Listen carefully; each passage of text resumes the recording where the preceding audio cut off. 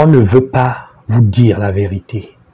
Sachez quelque chose, Emmanuel Macron, lors de sa tournée au Cameroun, au Bénin, en Guinée-Bissau, a tout obtenu, tout. Je vais vous prouver tout cela dans cette vidéo. Je vais simplement me baser sur les différents discours qu'il a prononcés lors de sa tournée africaine. Je vais faire une analyse objective de la situation. Je vous demande aussi d'être objectif, de ne pas être passionné, parce que j'ai entendu beaucoup de choses que Emmanuel Macron est venu supplier, qu'il n'a même pas obtenu 10% de ce qu'il est venu chercher, que c'est la Russie et la Chine qui sont en train de tout prendre. Je vais vous prouver dans cette vidéo que ce n'est pas vrai. Moi, je suis objectif, hein, c'est mon métier. Je fais des observations objectives. Je passe tout cela au scanner. Je me base sur les émotions, la psychologie, le mental, le comportement.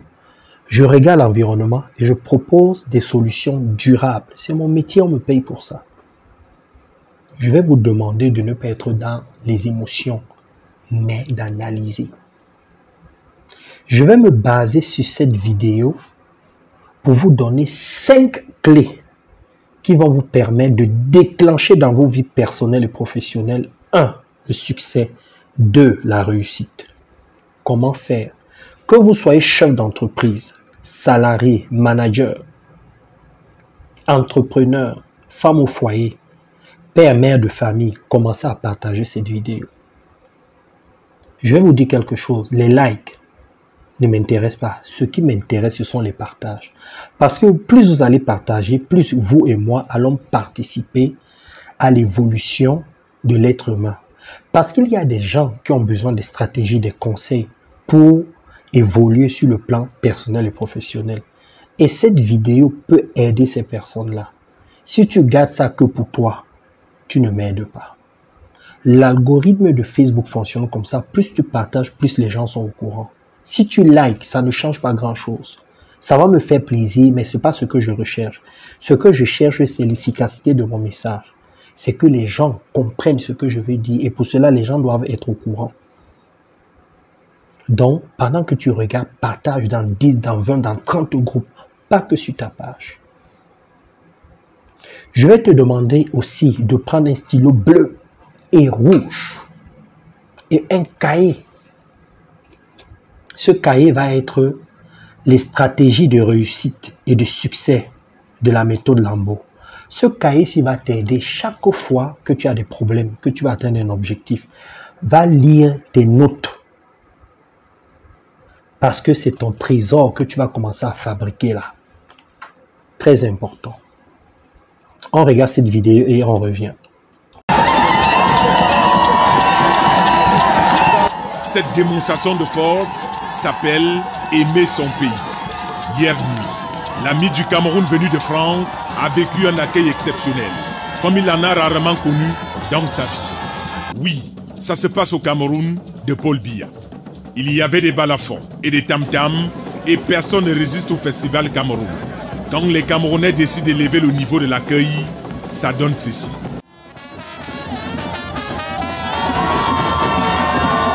Plusieurs de nos mamies, venues pour la plupart du département de la Mofouya-Famba, ont tenté leur chance face à l'ami de notre parent à tous. Mais il était presque minuit, sous les bruits et en pleine menace de la pluie. L'ami du Cameroun a vu le savoir-faire camerounais. Fier d'être en Afrique, qui aime la danse, même si elle n'a aucune tendance, mais surtout sans oublier de se bourrer la panse. C'est notre Afrique et surtout notre Cameroun. Notre ami venu de France a même voulu secouer un peu, mais il a encore pensé à notre mamie qui est restée tranquillement à l'Élysée. Les rues étaient bondées des enfants d'une même patrie, on a tous oublié nos conflits. Comme un seul homme, les enfants de Yaoundé se sont levés pour saluer l'arrivée de ce grand ami du Cameroun. On a même vu les taxis parfois déjantés rester polis, sans créer le débordement. On dirait qu'on était en pleine journée. C'est ce Cameroun-là qu'on aime. Il sait accueillir les invités du père de la nation. L'ambiance était au beau fixe dans toutes les rues de Yaoundé alors qu'il était presque minuit. Yaoundé était en ébullition avec les militants du RDPC, fidèles jusqu'à la fin du monde au président national. Et je tenais à vous remercier pour l'accueil que vous nous avez réservé. Alors, écoutez bien ce que Emmanuel Macron dit. Il remercie le président de la République du Cameroun pour l'accueil. Pourquoi il le fait? Parce que Emmanuel Macron arrive en Afrique avec un doute, avec des inquiétudes. Parce qu'il sait qu'il y a un sentiment anti-français qui circule dans la tête de beaucoup d'Africains. Et il arrive avec des inquiétudes en se disant, mais c'est quoi ce truc? Il faut arrêter cela. Et alors, les présidents du Bénin, du Cameroun et de la Guinée-Bissau lui disent, oh, regarde Emmanuel, qui t'a dit qu'il y a un sentiment anti-français ici? N'écoute pas ce que certains influenceurs, ce que certains activistes, ce que certains panafricanistes disent sur Facebook, sur Internet, dans certaines chaînes de télé. C'est nous qui décidons ici. Regarde comment les gens t'aiment. Ils sont là depuis 16 heures, ils t'attendent. Ils ont gardé leur énergie pour toi. Certains n'ont même pas mangé. Regarde comment ils dansent, ils sourient quand ils te voient. Tu as vu un sentiment anti-français ici? Emmanuel, tout le monde t'aime. Regarde comment ils te courent après. Ça, c'est le message que les dirigeants envoient à Emmanuel Macron. C'est un message puissant et très fort à l'égard de la France. Ça rassure. Ça crée un climat de sérénité. Ça met Emmanuel Macron en confiance. Ces doutes ont disparu avec ces accueils-là. C'est la raison pour laquelle la première clé que je vais vous donner, si vous voulez déclencher dans vos vies la réussite et le succès, quel que soit le domaine personnel ou professionnel. 1. Faites tout et tout pour qu'on vous accueille toujours bien où vous allez. Si par exemple, tu vas au travail le matin, fais tout et tout, crée un système qui va permettre qu'on t'accueille bien le matin, que les gens sourient avec toi, qu'il n'y ait pas de clan, que tu sois un peu au courant de ce qui se passe dans l'entreprise. Parce que si on t'isole, ce n'est pas bon. On ne va pas souvent bien t'accueillir. Et ça, c'est suffisant pour déstabiliser ton humeur, pour que ça se passe mal au travail, pour que tu n'atteignes pas tes objectifs. Parce qu'au lieu d'être focalisé sur tes dossiers, sur ton travail, tu vas passer ton temps à ressasser, à te dire, mais qu'est-ce que j'ai fait? Pourquoi ils sont comme ceci? Ça va créer un dysfonctionnement au niveau de ton bien-être. Tu sais que ce que je dis est vrai. Expérimente ça quand tu vas au travail. Quand les gens te regardent mal, ne te calculent pas, te regardent de travers, comment tu te sens?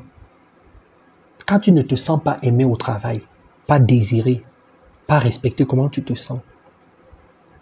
C'est pour ça que je n'arrête pas de vous dire, formez-vous à l'intelligence émotionnelle et relationnelle pour savoir comment fonctionnent ces choses-là.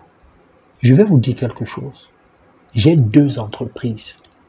Chaque fois que je veux travailler avec un futur collaborateur, un futur partenaire, ou chaque fois que je travaille avec un client ou un partenaire avec qui j'ai déjà des accords, je fais toujours tout pour qu'il m'accueille bien. S'il ne m'accueille pas bien, je mets un stop. Je l'amène à changer cela.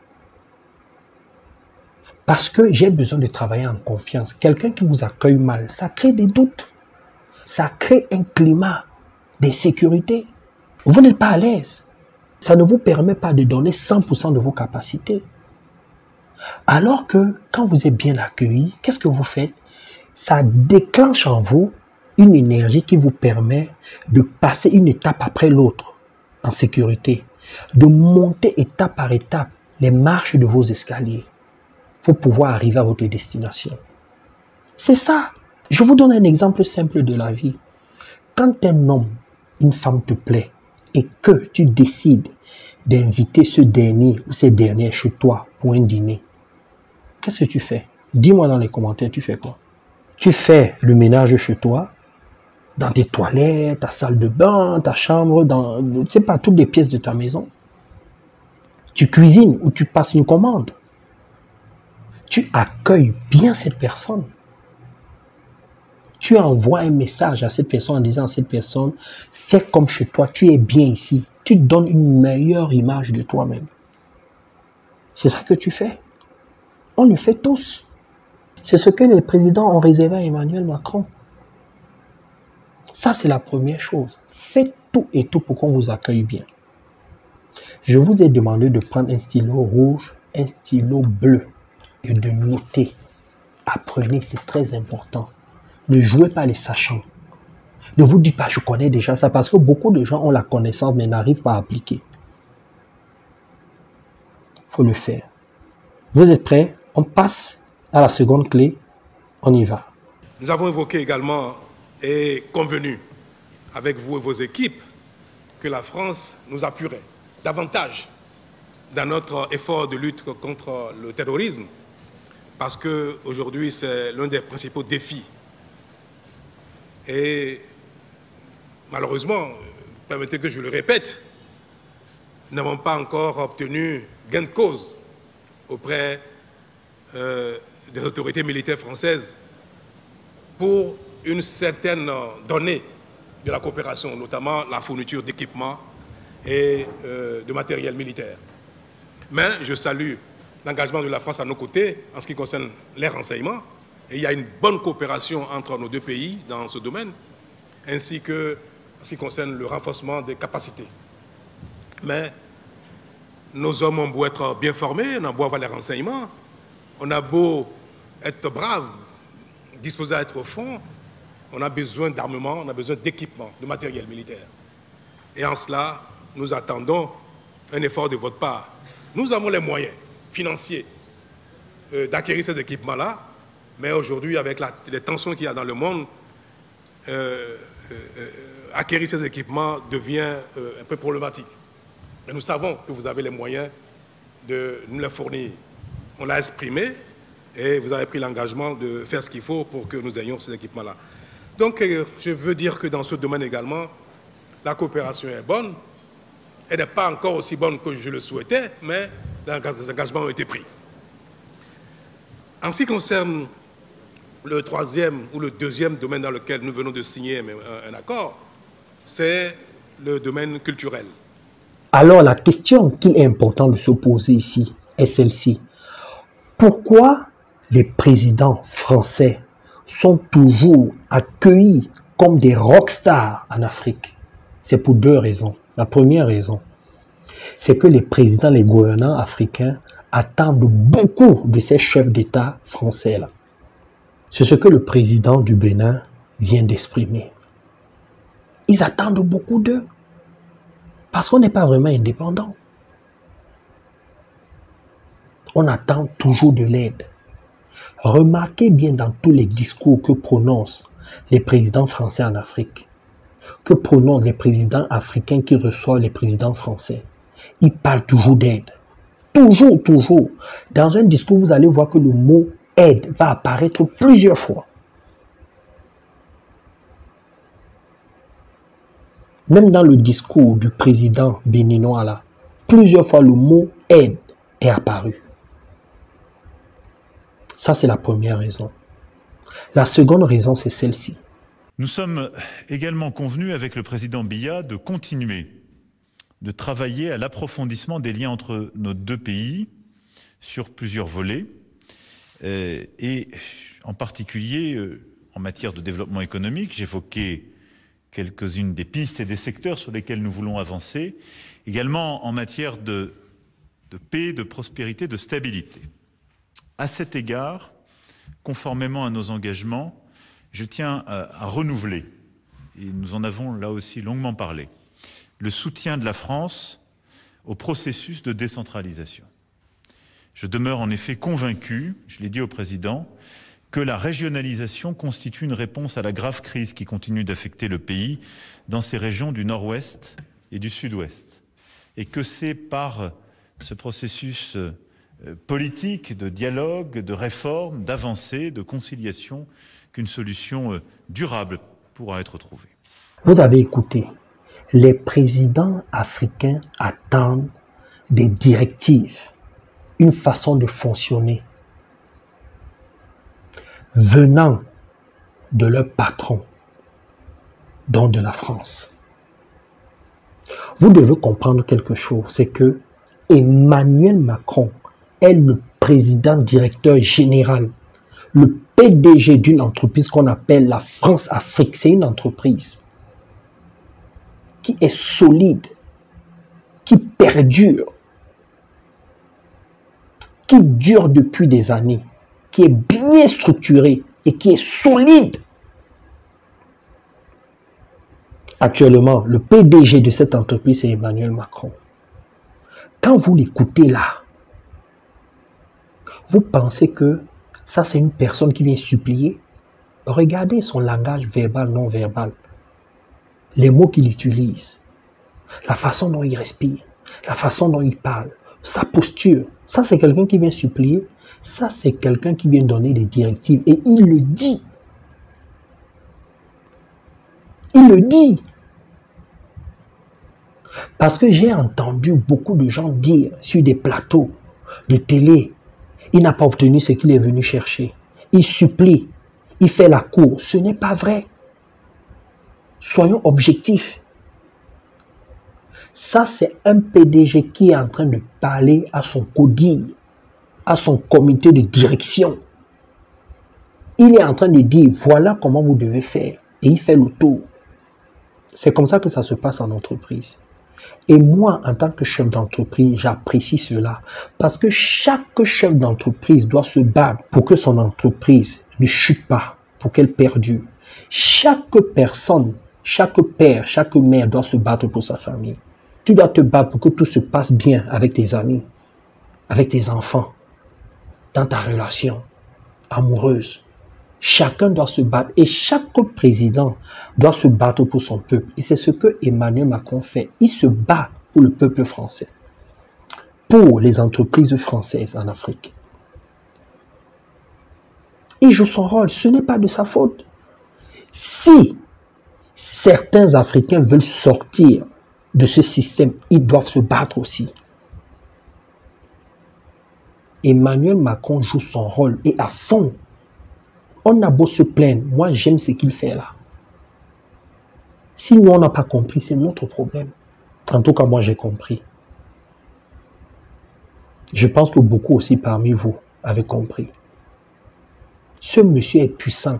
Regardez comment il a tué le mouvement des Gilets jaunes en France. On n'en parle presque plus.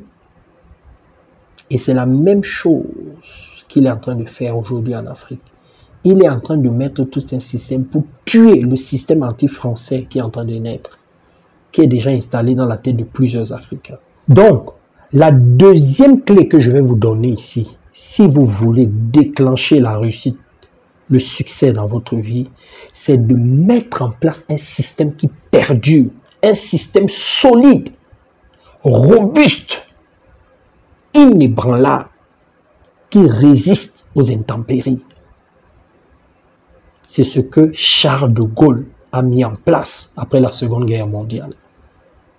Vous savez que Charles de Gaulle était un peu contre l'OTAN. Il n'appréciait pas trop les Américains. Alors, quand les Américains ont exigé aux pays impérialistes de décoloniser, Charles de Gaulle n'était pas très d'accord. C'était un visionnaire. Il avait déjà anticipé. Il s'est dit, bon, je n'ai pas le choix. Les Américains nous ont aidés, on dépend d'eux. Ce que je vais faire, c'est que je vais donner une pseudo-indépendance, donc une indépendance de façade aux Africains. Ces 15 pays-là que nous avons colonisés là, je vais faire croire à ces pays-là qui sont indépendants, mais c'est nous qui allons tenir tout. Nous allons tenir le gouvernail. Et pour cela, il a mis en place 2 gouvernements. Un gouvernement national, donc un gouvernement français, un gouvernement officiel, et un gouvernement officieux, avec les gouvernants français qui ne vivaient qu'en Afrique. Les Français n'étaient pas au courant de tout ça, parce qu'ils avaient besoin de l'Afrique pour construire la France. Et il a compris ça. C'est pour ça que je vous dis que ce système-là, France-Afrique, il est solide. Fais la même chose dans ta vie personnelle et professionnelle. Crée un système qui va permettre à ton couple de tenir, de résister quand il y a des problèmes. Fais la même chose avec tes enfants. Crée un système qui va faire en sorte que tes enfants te respectent, qu'ils comprennent l'importance de la famille. Au travail, fais la même chose. Que tu sois employé, que tu sois dirigeant ou salarié, fais quelque chose. Pareil quand tu es entrepreneur. Crée un système avec tes clients. C'est très important. Un système qui tient. Réfléchis en amont et mets-le en place. C'est ce que Charles de Gaulle a fait. Regardez, ça fait combien d'années qu'il n'est plus président, qu'il est mort. Ça perdure jusqu'à aujourd'hui. On voit Emmanuel Macron parler et les autres écoutent. N'est-ce pas, en Afrique, on parle beaucoup du droit d'aînesse. Voilà un jeune qui parle, les gens écoutent. Parce que c'est le système qui parle, ce n'est pas lui, c'est le système qui parle. C'est la deuxième clé. Vous avez noté? Vous êtes sûr? On passe à la troisième clé. On y va. Ce déplacement, vous l'avez parfaitement dit, Président, marque pour nous un moment important. Et ça n'est pas un hasard, en effet, si j'ai choisi de venir dans votre pays pour la première étape de cette petite tournée africaine, la première depuis ma réélection. Je crois que nous serions naïfs de ne pas nommer ce qui s'est développé ces dernières années, qui est ce que j'appellerais une présence hybride de la Russie sur le continent africain, qui passe d'abord par du développement de la propagande, qui passe par des médias télévisés. J'ai du mal à parler de journalisme, parce que je vous respecte trop.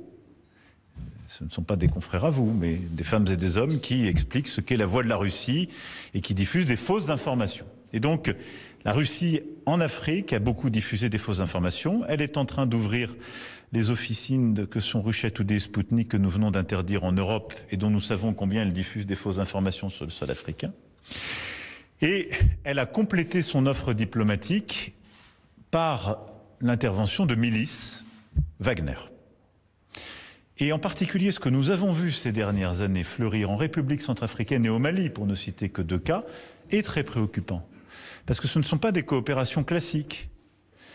À ce moment-là, c'est la Russie qui décide, par le truchement de milices, de venir en soutien soit à des pouvoirs politiques affaiblis, qui décident de ne pas gérer leurs problèmes de manière politique, mais de les militariser, soit à des juntes militaires qui n'ont aucune légitimité politique, pour leur dire « nous vous apportons sécurité et protection à vous, pas à votre peuple, à vous », en échange d'une influence russe et d'une captation des matières premières, avec souvent des exactions qui sont d'ailleurs documentées par la Commission des droits de l'homme des Nations Unies et toutes les missions qui s'y déploient. C'est ça ce qui se passe. Et donc cette présence russe, hybride, qui passe par la désinformation, par les milices, par du coup de nouvelles formes que j'ai du mal à qualifier de coopération, mais donc de complicité avec des pouvoirs politiques affaiblis, voire totalement illégitimes quand ce sont des juntes militaires, est une préoccupation. Et je pense que c'est d'abord une préoccupation pour le continent africain. Alors, Emmanuel Macron commence sa mini-tournée africaine par le Cameroun. Pourquoi le Cameroun? Il y a des médias au Cameroun. Par exemple, il y a un média qu'on appelle Afrique Média. Dans ces médias-là, il y a des panafricanistes qui sont très durs envers Emmanuel Macron. Ces panafricanistes-là disent beaucoup de vérités. Ils sont et elles sont crus quand elles parlent de la France ou de l'Occident. Franchement, j'écoute parfois ces panafricanistes-là et je peux vous dire qu'ils disent beaucoup de vérités. Même si parfois c'est trop brutal. Et Emmanuel Macron est au courant de ça. Parce qu'il a des indices au Cameroun. Il y a des ambassades en Afrique. Et il commence à tourner au Cameroun en disant à ces panafricanistes, je suis au courant de ce que vous faites. Il vient de le dire. Et il envoie une missive à ces panafricanistes-là et aux dirigeants africains en leur disant « Arrêtez-moi ça. Faut que ça s'arrête. Parce que je ne qualifie pas ces gens de journalistes. Ils font n'importe quoi. Il faut m'arrêter ça. » Il est en train de donner des ordres, des injonctions. Pourquoi il le fait? Parce que il voit comment ce mouvement est en train de prendre de l'ampleur. Les Africains sont en train de se tourner, de se diriger vers la Russie, vers la Chine. Et ils n'aiment pas ça. Ce n'est pas bon pour son business, pour son entreprise, la France-Afrique. Ce n'est pas bon. Et comme l'État est un monstre froid, il a déjà mis en place des stratégies subtiles pour nuire à certains panafricanistes. L'État peut utiliser les impôts pour vous nuire, peut fermer vos médias. L'État peut utiliser des stratégies brutes comme subtiles pour vous nuire. Vous n'allez même pas voir les choses venir. Il est en train de dire à ces gouvernants-là, bon, vous étiez fâchés, vous avez laissé que cela se passe, maintenant commencez à ralentir cela jusqu'à faire disparaître tout cela. C'est ça qu'il est en train de dire. C'est ça qu'il est en train de faire passer comme message. Le PDG vient de parler. Je sais que beaucoup de gens vont me dire, Brian, t'es vendu, t'as été acheté par la France. Moi, je ne fais que faire une analyse objective de la situation en me basant sur le discours. Pour vous dire que ce mec-là, ce monsieur-là ne s'est pas déplacé pour rien. Je suis chef d'entreprise. Quand je me déplace, c'est soit pour gagner un marché, soit pour avoir une collaboration. Je ne me déplace jamais pour rien. Et Emmanuel Macron est pareil, c'est un chef d'entreprise. Il ne peut pas se déplacer pour rien. S'il se déplace, c'est qu'il y a des choses qui se sont déjà arrangées en amont. Mais comme les hommes ont besoin de se voir, pour sceller ce qui a été décidé en amont, il s'est déplacé, c'est tout. Vous n'écoutez pas ce qu'il dit. Est-ce que vous n'écoutez pas ce qu'il dit là? Il est clair. Il est en train de dire aux panafricanistes là, vous voyez, je suis venu. C'est moi qui décide, c'est moi qui suis le patron ici. Vous avez dit qu'il y a un sentiment anti-français, non? Vous avez dit que vous ne m'aimez pas, non? Vous passez le temps à m'insulter, non? Moi, je ne vais pas réagir, je ne vais pas faire comme vous. Mais je vous montre que c'est moi qui suis le patron. Regardez comment on m'accueille. J'exprime mon mécontentement devant votre président. Les panafricanistes n'ont pas pu broncher.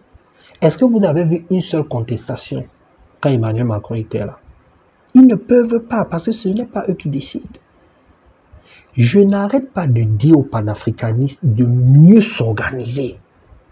J'ai fait plusieurs vidéos où je vous donne des stratégies, ce qu'il faut faire. Allez regarder ces vidéos-là sur YouTube. Peut-être je vais vous mettre quelques liens dans la description de la vidéo. Organisez-vous parce que pour l'instant, la France est un éléphant et les panafricanistes, l'Afrique est un lionceau. Pour affronter la France, il faut être un éléphant. La Russie et la Chine sont des éléphants. Ils peuvent. Ils se sont retirés pour être des éléphants parce qu'avant c'était des lionceaux. C'est bien beau de parler, de dénoncer. Je dis que c'est bien, mais ça ne suffit pas. Après, il faut passer à un autre état. Il faut mieux s'organiser. Les panafricanistes sont trop divisés. Il n'y a pas de cohésion entre les panafricanistes anglophones, francophones, même entre les panafricanistes francophones.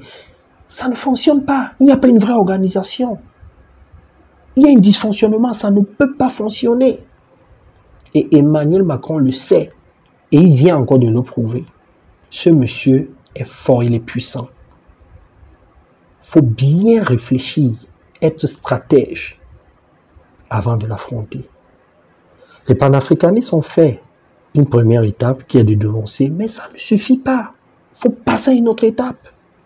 Donc, là, il est en train de recadrer les Africains, les panafricanistes. et certains présidents africains en leur disant « arrangez-moi ça ». Il le fait avec beaucoup de diplomatie. Il est en train de leur dire « pour le moment, j'utilise encore la méthode douce. Je suis encore calme. Si vous n'arrêtez pas ça, vous nous connaissez, non? Vous savez ce qu'on a fait en Libye, ce qu'on a fait en Côte d'Ivoire, ce qu'on a fait en Irak. Vous savez ce qu'on fait dans le monde entier. Vous savez que nous sommes unis. Si vous n'appliquez pas ce que je vous dis là, je vais frapper fort.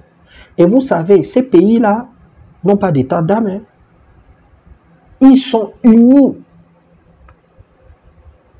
Regardez la vidéo que j'ai eu à faire sur la Chine. Sur ce que l'ambassadeur de Chine dit. Vous avez vu ce qu'ils ont fait en Libye, en Côte d'Ivoire. Vous pensez que quand ils veulent frapper, ils réfléchissent? Ils vont frapper. Après, ils savent que vous allez vous plaindre. Vous allez oublier. Ils sont unis. Les Africains ne sont pas unis, c'est tout.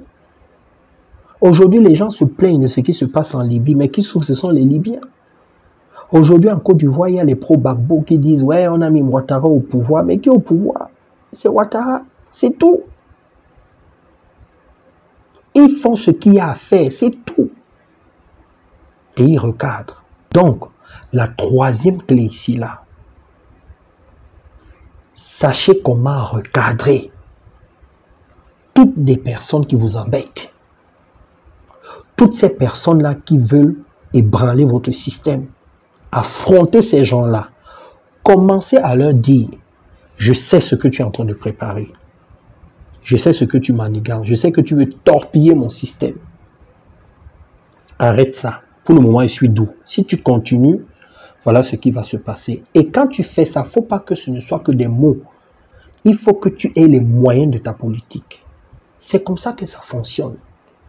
Fais-le dans ton mariage. Dis à ta femme, dis à ton mari, chérie, ce que tu es en train de faire là n'est pas bien. Je sais ce que tu fais, ce que tu prépares. Tu es en train de vouloir nuire, détruire notre couple. Détruire la communication. Dis ça à ton enfant. Dis à ton enfant que il est en train de faire du n'importe quoi. Que tu sais pourquoi il ne respecte pas tes consignes, pourquoi il ne travaille pas bien à l'école. Dis-lui les vérités. Fais la même chose au travail. Fais la même chose avec tes clients.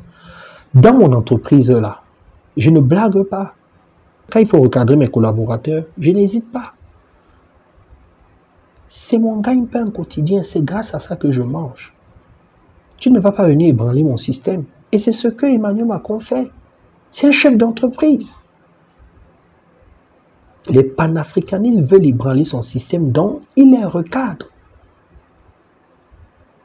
Regardez comment Emmanuel Macron parle. Ce mec est sûr de lui. Il a les moyens de sa politique. Il sait ce qu'il fait. Il sait que s'il lève le petit doigt, il va tout changer. Pour le moment, il laisse faire. Parce que la démocratie doit suivre son cours. Il ne faut pas qu'on dise que voilà, les gens n'ont pas le droit à la parole et tout ça. Il laisse parler. Mais il y a une limite. Quand c'est trop, il parle. Quand vous voyez qu'un PDG d'une entreprise se déplace lui-même pour venir régler un problème, vous pensez qu'il va se déplacer pour rien? Écoutez ce qu'il dit. Il ne faut pas être naïf. Hein? Je n'arrête pas de vous dire, formez-vous à l'intelligence émotionnelle et relationnelle. Vous allez apprendre beaucoup de choses. C'est très important. Moi, je suis objectif. Si vous êtes dans la passion, dans les émotions, vous n'allez pas comprendre la pertinence de ce que je dis là. Vous allez me traiter de traître sans comprendre la profondeur de mon message. Maintenant, nous allons passer à la cinquième clé. La guerre lancée par la Russie en Ukraine n'épargne ni l'Afrique, ni le Proche et Moyen-Orient, ni l'Europe. Et alors même que nous sortons à peine de la crise liée au Covid-19, ce conflit met à l'épreuve directement nos économies, et en particulier la vôtre. C'est pour faire face à ces conséquences, notamment en Afrique, que nous avons souhaité nous engager. Nous en avons d'ailleurs parlé il y a quelques semaines ensemble au téléphone. Mais dès le mois de mars, nous nous sommes engagés pour cette initiative dite FARM, qui vise d'une part à aider à faire circuler les denrées alimentaires afin d'éviter que cette crise ne les touche et ne bloque la circulation et ne crée des situations de surstockage, mais permettre surtout de produire davantage dans les pays qui en ont besoin, en particulier les pays africains. Nous nous retrouverons tout à l'heure. C'est un objectif de formation, c'est un objectif de production accrue sur le plan agricole. C'est un objectif pour bâtir et évidemment une plus grande autonomie africaine en matière d'engrais et de production renforcée. C'est un partenariat public-privé que nous voulons ainsi établir. L'investissement de la France dans le secteur agricole au Cameroun est évidemment ancien, mais c'est une manière là de lui donner un nouveau jour, de le renforcer et de permettre de régler la crise qui est la nôtre, comme vous l'avez un instant dit, Président, par de la coopération. Coopération entre nos deux pays, coopération entre nos académiques, nos systèmes de formation, coopération entre nos systèmes publics et privés. Ce déplacement est également l'occasion pour moi de maintenir la dynamique créée par le nouveau sommet Afrique-France de Montpellier. En octobre dernier, en effet, j'avais été frappé par la vitalité, la vivacité des représentants de la société civile camerounaise qui avaient fait le déplacement.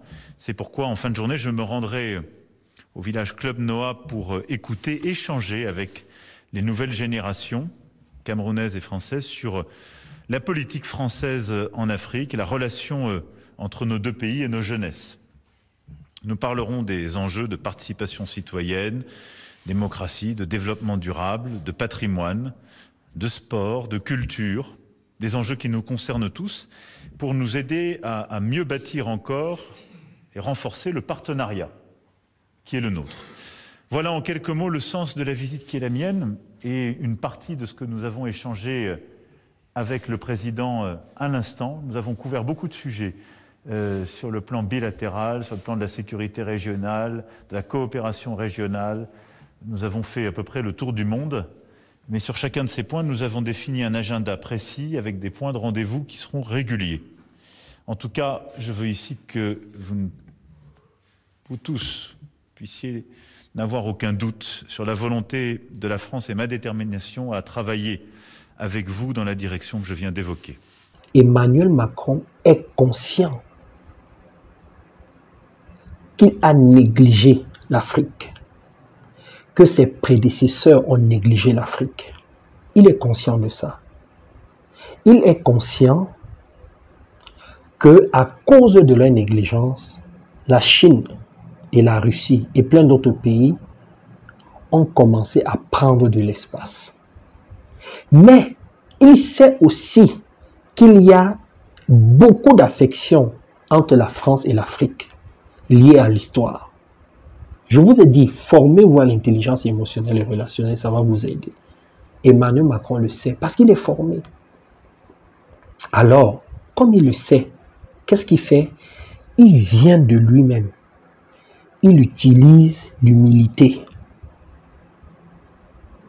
Il devient humble. Il dit, bon, vous n'êtes pas content, vous êtes fâché, vous êtes allé en Chine, vous êtes allé en Russie et tout ça, on comprend. Maintenant, revenez, parlons, voyons ce qu'on peut faire ensemble. Il le fait tout en gardant sa dignité, son honneur, parce qu'il sait qu'il a le pouvoir. Comme tu ne peux pas passer ton temps à donner des ordres, parfois tu es obligé d'être conciliant. Il fait semblant, c'est une stratégie. Vous-même, vous le faites à la maison, dans vos relations amicales, amoureuses, familiales, professionnelles. Il y a des moments où vous faites semblant. Vous laissez croire à l'autre qu'il a le pouvoir. Mais vous le faites, c'est pour créer une meilleure relation. Mais vous savez que c'est vous qui décidez. Il y a des moments aussi où vous êtes vraiment humble.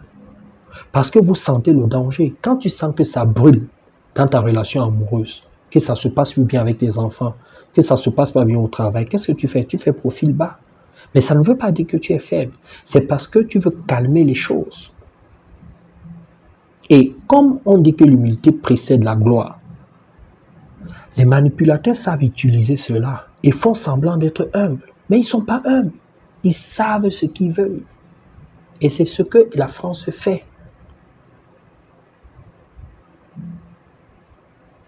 Lorsque vous êtes fâché contre une personne, quand vous n'êtes pas content, qu'est-ce que vous faites? Selon votre comportement, vous pouvez aller voir ailleurs. Vous pouvez fermer votre téléphone, ne plus chercher à voir la personne. C'est ce que l'Afrique fait, c'est ce que certains présidents ont fait. Mais quand vous faites ça, Ce qui se cache derrière vos intentions, c'est que vous n'êtes pas content. C'est que vous voulez faire passer un message à celui qui vous a blessé. Vous êtes en train de dire à l'autre, tu me négliges, d'autres gens ne vont pas me négliger. C'est ça que tu fais passer comme message à celui qui te dérange. Et si celui qui te dérange est conscient de ça, il fait un mea culpa. Il vient, il joue les hommes, il te parle, il te conseille, vous trouvez des solutions et ça repart. La relation repart. C'est tout. Ce que certains panafricanistes expriment, ce sont des déceptions, des frustrations. La France le sait. Quand je parle de la France, je parle des gouvernants, pas du peuple français. La plupart des accords que signent certains présidents africains, les Français, le gouvernement français sait que ces présidents africains le font parce qu'ils sont déçus, parce qu'ils veulent diversifier. Et la France accepte cela parce que la France, à un moment, se dit, bon, de temps en temps, faut pas qu'on mange tout seul. On peut laisser une petite part à la Chine, une petite part à la Russie, parce que si on prend tout, on va commencer à nous accuser, ce n'est pas bon. Et vous avez vu ce qui s'est passé avec un député italien il y a quelques années. Il a commencé à dire que la France sans ses colonies n'est rien. Et on a calmé très vite le jeu. Parce que c'est un arrangement qu'ils ont aussi entre eux. Ça fonctionne comme ça. Donc quand vous dites que Emmanuel Macron n'a pas obtenu ce qu'il est venu chercher, c'est un leurre. Qu'est-ce que vous ne comprenez pas dans ce discours? Vous avez les présidents, les représentants des pays, des décideurs africains qui disent qu'ils ont besoin de la France. Il est en train de dire qu'ils ont mis un processus, qu'ils ont des rendez-vous, qu'il va mettre l'éducation en place, les formations, il parle de l'agriculture. Vous voulez qu'on vous dise ça en quelle langue? Il a tout obtenu. Faites attention à la politique. On ne fait pas la politique avec les émotions, avec la passion. Il y a beaucoup de manipulation dans la politique. Emmanuel Macron a tout obtenu. Il a remis à jour la France-Afrique. Il a remis les choses en ordre, en place. C'est ça la vérité. Vous êtes de cet avis ou pas? Soyez objectif. Donc, la cinquième clé ici, si vous voulez déclencher la réussite et le succès dans vos vies personnelles et professionnelles, c'est de savoir faire le mea culpa. Soyez humble. Apprenez à être humble. Apprenez à prendre conscience que vous avez déçu, que vous vous êtes mal comporté. Allez arranger les choses. Remettez les choses en place. Mais avant de faire ça, soyez sûr que vous avez les moyens de votre politique et qu'il y a l'affection entre celui qui vous a déçu et vous. Faites cela dans votre couple, au travail, dans vos différentes relations. C'est très important. Pour le moment, je dis bien pour le moment, la France-Afrique est puissante. Cette entreprise tient toujours la route. Vous devez comprendre que avant d'être président, on est candidat. Quand on est candidat, on ne sait pas vraiment ce qui se passe dans le système. Donc, on est honnête. Quand on dit qu'on va aider l'Afrique, donc ces présidents français-là, quand ils sont candidats, ils sont honnêtes. Mais seulement quand ils deviennent présidents, on leur dit comment ça se passe. On leur explique le système. On leur dit comment la France fait pour tenir. Et ils sont obligés de suivre. Donc, même s'ils sont bien intentionnés au départ, après, ils sont obligés de changer de trajectoire. Et c'est ce que doivent faire tous les présidents africains. C'est ce que doit faire chaque chef d'entreprise, chaque chef de famille. C'est une réalité. Dire ça, ce n'est pas offenser les Africains. Ce n'est pas offenser la France. C'est dire simplement la réalité de ce qui se passe. Donc, deux choses à retenir dans cette vidéo. La première chose, c'est que les panafricanistes doivent mieux s'organiser, ils doivent faire attention. Parce que ce que Emmanuel Macron a dit là, si vous ne faites pas attention, vous allez commencer à subir. Deux, les panafricanistes ont quand même fait un travail extraordinaire. Ils ont fait bouger les lignes. Emmanuel Macron s'est déplacé pour transformer les choses. Ça prouve que les panafricanistes, en dénonçant, ont fait quelque chose de bien. Maintenant, il faut aller beaucoup plus loin, il faut s'organiser. Et une troisième chose, c'est que la France-Afrique est encore d'actualité. Abonnez-vous à ma chaîne YouTube Ryan Lambo, partagez cette vidéo et inscrivez-vous à nos 2 séminaires en Afrique et à Paris. Bye bye.